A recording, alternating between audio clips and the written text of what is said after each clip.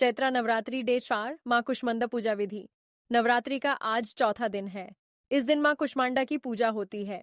ऐसा माना जाता है कि माँ कुष्मांडा की पूजा करने से धन और बल की प्राप्ति होती है। साथ ही ताकत और बुद्धि भी बढ़ती है। माँ कुष्मांडा को ब्रह्मांड की रक्षक भी कहते हैं। इसलिए आज हम माँ कुष्मांडा की पूजा कैसे करें, मंत्र क्या है, माँ को क्या भोग चढ़ाएं और आरती कैसे करें, इस बारे में विस्तार से बता रहे हैं। नवरात्रि के चौथे दिन माँ कुष्मांडा की पूजा की जाती है और इस दिन विधि विधान से माँ दुर्गा की आराधना होती है। भक्त उन्हें भोग में मिठाई, फल और मालपुआ अर्पित करते हैं।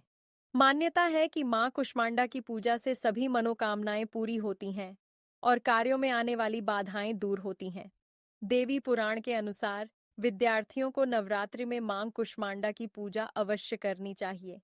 इससे उनकी बुद्धि का विकास होता है। मां कुष्मांडा 8 भुजाओं वाली दिव्य शक्ति हैं। उन्हें परमेश्वरी का रूप माना जाता है। ऐसा माना जाता है कि मां कुष्मांडा की पूजा करने से सभी काम पूरे होते हैं और जिन काम में रुकावट आती है वे भी बिना किसी बाधा के पूरे हो जाते हैं। मां कुष्मांडा की पूजा करने से भक्तों को सुख और सौभाग्य मिलता है। देवी पुराण में बताया गया है कि विद्यार्थियों को नवरात्रि में माँ कुष्मांडा की पूजा जरूर करनी चाहिए। माँ दुर्गा उनकी बुद्धि का विकास करने में सहायक होती हैं। माँ का नाम कुष्मांडा क्यों पड़ा देवी? कुष्मांडा दुर्गा माँ का चौथा रूप है। देवी भागवत पुराण में उनकी महिमा का वर्णन है। माना जाता है कि उन्होंने अपनी हल्की मुस्कान से ब्रह्मांड बनाया था, इसलिए उन्हें कुष्मांडा देवी कहा जाता है।